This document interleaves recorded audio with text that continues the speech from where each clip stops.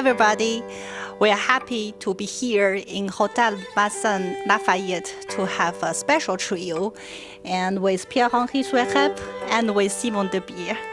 So this concert will be in trio, and we will play some pieces from ancient Chinese music to Western modern music, and also one special Chinese modern music.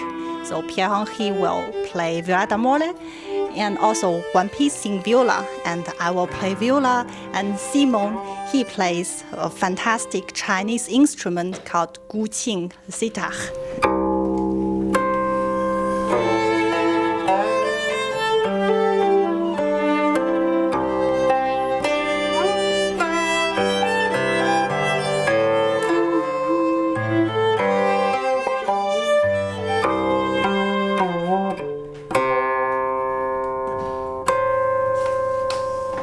This special concert emphasizes the influence of the ancient pentatonic and modal music. I'm very happy to have the chance to mix the Western instrument with the traditional Chinese instrument. So as a viola player, I play viola since many years, and viola is one of the Western instruments that has wonderful evolutions since last century. And it's very interesting to mix with guqin, one of the most ancient Chinese instruments. So I'm very happy to play with Simon some ancient Chinese music, and also to play in the same concert one modern Chinese piece. So I think this kind of mixing is the most interesting thing for me. And also, in fact, this concert has relation with my interdisciplinary doctorate subject in America. So I am fascinated with the Silk Road. So to see the bowed instrument and the plucked instrument, those two very important string families, from Western to Eastern or from Eastern to Western, the different mixing and also the influence between each other, this is a wonderful part which fascinated me a lot.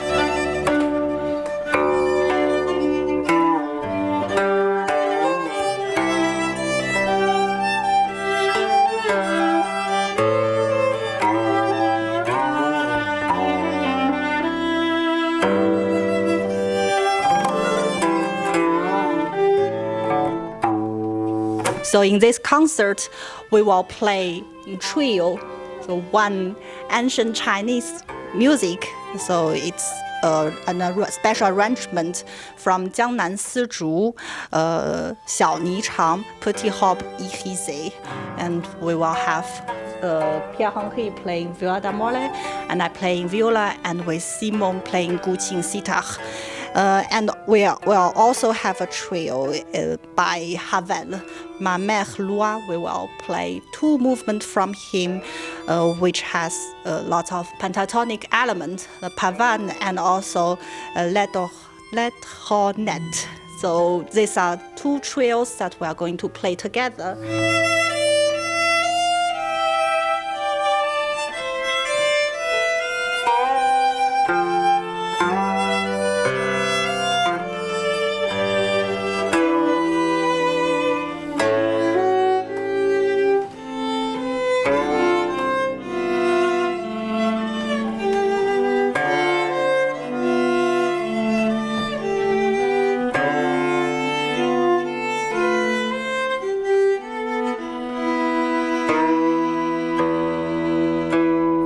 And above that, we will play some duets. So I will play one duet with Simon, so it's Yu Qiao Wen Da, and this is a special arrangement by his professor in Shanghai Conservatory from Dai Xiaolian.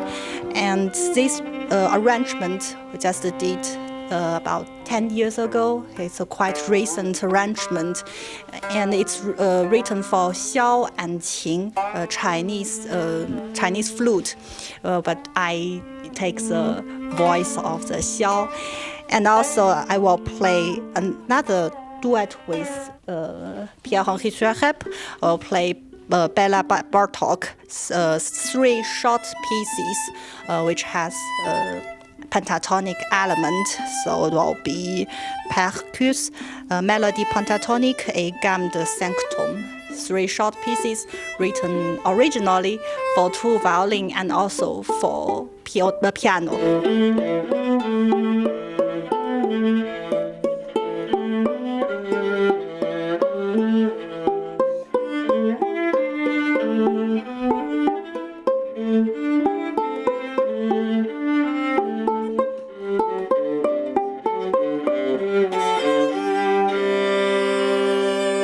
Pour les Bartók, c'était assez facile à faire puisque ce sont des partitions pour 2 voix. Donc la viole d'amour a pris la partie du haut et l'alto la partie du bas dans les 2 cas, puisque c'est pour 2 violons et piano, disons pour un pianiste avec un niveau assez simple, donc il n'a qu'une note à faire à chaque main, donc c'était assez facile à arranger. Pour le Ravel, c'était un peu plus compliqué. On s'est basé sur une version qui existe déjà, qui a été faite par un ami qui s'appelle Vincent Bier-Demandeur, qui est un grand mandoliniste, qui avait fait une version de Ma Merlois pour mandoline, alto et piano, en fait, que j'ai déjà joué il y a une dizaine d'années. Et quand on a appris qu'on devait faire des concerts ensemble, j'ai ressorti la version. Et en parlant à Simon et avec Nio, on a pensé que ces 2 mouvements pourraient marcher. Donc, et d'ailleurs, Simon a fait des ajouts. Il y a des glissades qui se font aux instruments avant, à l'orchestre, qu'il a pris lui au Guccin, au lieu de les mettre à la mandoline. Et donc ça a été aussi un travail d'équipe en se basant sur les 2 versions qui sont piano 4 mains et orchestre. Donc ça fait une version un petit peu très très personnelle. Et ce qui était le plus intéressant dans cette version, c'est d'entendre que les basses, quand il les faisait avec beaucoup de glissades dans le caractère de son instrument, marchaient tellement bien avec la musique de Ravel. C'était la découverte de nos répétitions. Et je pense que pour nous, c'est un des premières tournées qu'on fait avec ce trio. Ça nous ouvre des portes pour le futur. Voilà.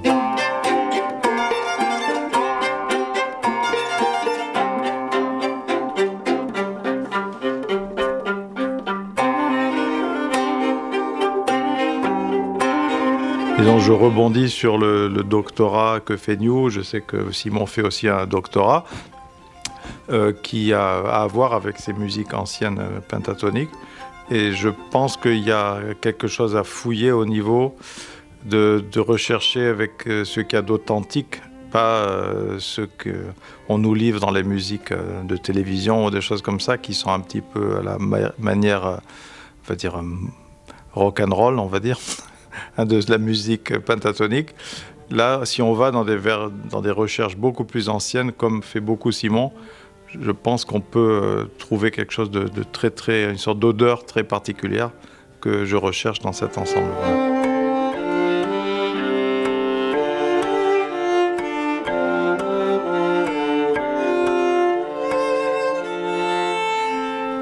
Donc le Guccin, c'est un instrument très très ancien. Donc c'est un cordophone sans frettes qui se pince à même les doigts, qui fait partie de la famille des sitars. Et donc sa forme s'est cristallisée dès les Tang, dès le 7e siècle. Donc il y a une longue histoire, un long répertoire. Et donc dans ce cadre-là particulier, ça s'inscrit dans un mouvement de modernisation de la musique chinoise, en fait, qui a commencé dès les années 30 avec Ta Trongu et une société de la musique universelle qui avait été fondée dans les années 30 à Shanghai, où en fait la vieille garde, où des musicographes, des musicologues de l'époque ont essayé de faire ce syncrétisme entre la musique traditionnelle chinoise avec la polyphonie occidentale, l'harmonie, le contrepoint, des choses qui n'étaient pas dans la musique folklorique chinoise jusque-là. Donc ça s'inscrit dans cette continuité-là, on va dire. Et donc dans ce cadre en particulier, Pierre-Henri parlait de Ravel ou de Laidronette, impératrice des pagodes. C'est un choix qui pour moi est très pertinent pour plusieurs raisons. La première, c'est que la dimension programmatique de cette pièce correspond très bien au répertoire classique, traditionnel du Qin tel qu'on le voit à partir du XVe siècle Donc c'est vraiment ce qu'il y a de plus classique, on va dire. Sur l'écriture, le pentatonisme, ce qui se rapproche, qui est jouable, en fait transposable sur le Guqin, et sur ce thème de la pagode. Alors c'est peut-être un Extrême-Orient un petit peu imaginaire, un petit peu rêvé, mais ça colle bien en fait avec, ça fait vraiment le pont entre ces instruments occidentaux et le Guqin.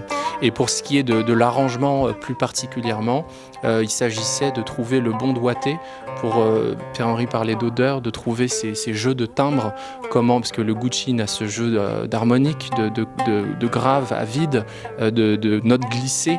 Donc comment essayer de marier au mieux les parties ou les particularités du Guqin avec l'alto et la viole d'amour. Donc on va dire que c'est un travail pendant les répétitions d'essais. C'est beaucoup d'essais et en amont de mon côté de doigtage pour la partition. C'est une philosophie de se dire il faut essayer, il faut être ouvert à essayer des répertoires différents. Et pour les raisons que je vous ai données avant, donc aussi bien sur l'écriture, le pentatonisme, la dimension programmatique et la thématique de l'Extrême-Orient. L'idée, c'est vraiment de se dire, il y avait cette vague d'orientalisme à l'époque, au 19e. Si ces compositeurs-là avaient eu en main un Guqin, peut-être qu'ils auraient écrit pour Guqin. On ne sait pas. Donc c'est un petit peu le travail d'imagination que nous faisons, le pari que nous faisons, et voilà, l'essai que nous faisons.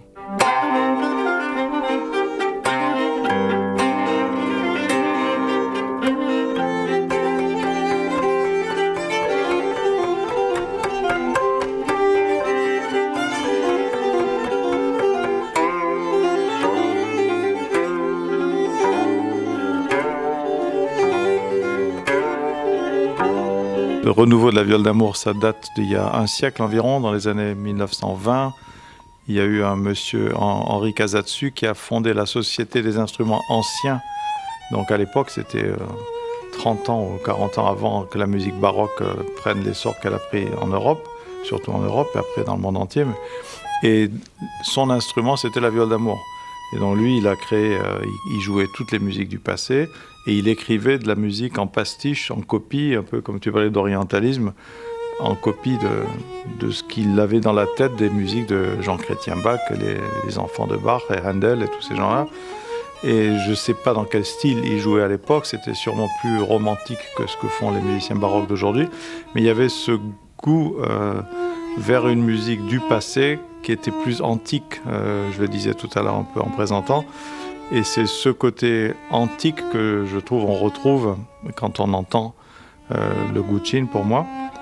C'est par hasard que Debussy a écrit ses épigraphes antiques aussi. Donc, c'était la même période, dans les années 1920, qui est une des périodes les plus extraordinaires, je pense, culturellement en Europe. Et donc, j'ai l'impression que 100 ans après, on retrouve un petit peu, on essaie d'aller un peu plus loin avec tout ça, puisque maintenant, on a des instruments comme le Guqin qui sont ici, avec Madame Yang, avec Simon qui aide à développer cet instrument. Je pense qu'il faut chercher dans cette direction, pousser la recherche de ça, qui est plus je suis content qu'il y a des Chinois qui étudient le Guqin, mais qu'il y a aussi des Européens qui l'étudient. Donc il y a une vraie dynamique qui s'est installée. Et j'aimerais raconter aussi que quand j'étais à Pékin la première fois, il y a une dizaine d'années, j'avais demandé de voir les cours d'instruments traditionnels. Et ils ont organisé, rien que pour moi, un concert de 2 heures avec tous les instruments traditionnels qui ont joué. C'était la chose la plus extraordinaire. Et depuis, j'en ai gardé un tel souvenir que j'ai fait venir en France des joueurs de pipa, de harou, de tous les instruments que Guzheng. Ouais. Et donc, voilà, j'ai découvert le Guqin plus tard. Mais celui-là est encore plus ancien. Voilà. Donc, c'est une merveille d'avoir celui-là.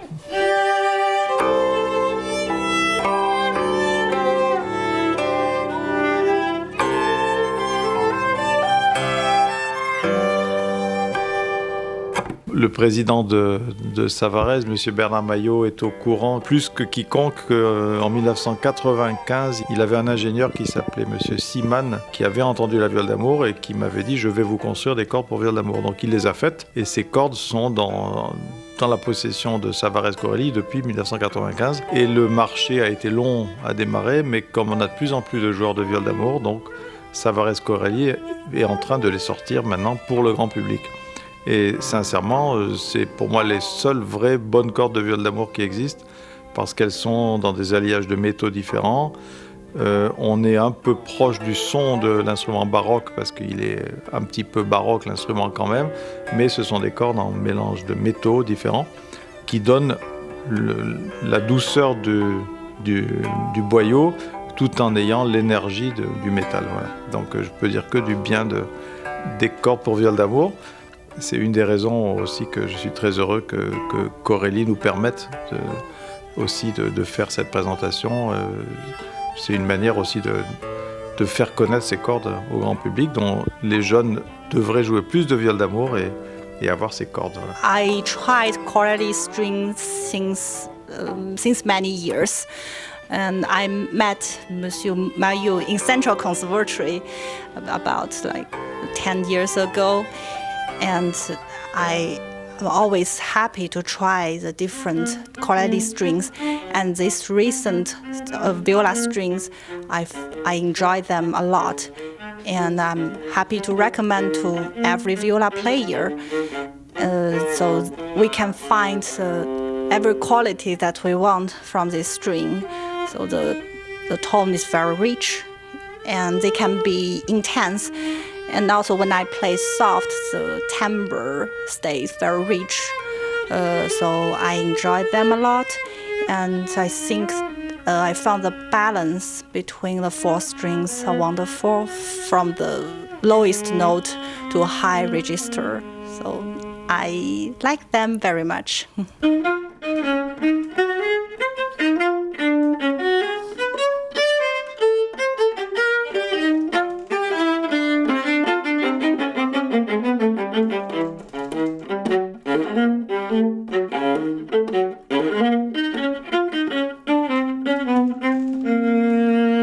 So thank you very much for watching this video on Corelli TV. So we are in Paris at Hotel Mazin Lafayette, and we are very grateful for our host, Madame Yang Lining, and she will have a few words in Chinese or French.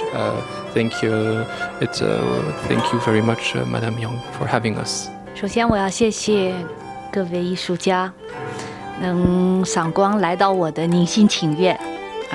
宁心情院呢是在 Maison Lafayette, c'est chez lui, mais aujourd'hui c'est chez moi. D'accord. 宁心情院呢 depuis 2018. Ça grâce mon maître Li Xiangting, parce que j'ai arrêté le coaching depuis X temps avec X raisons. Depuis 2018, le titre que vous l'avez vu, Ning Xin Qing Yue, c'est le nom de mon prof qui me donnait. Voilà. Aujourd'hui, ici, c'est mon atelier de cours.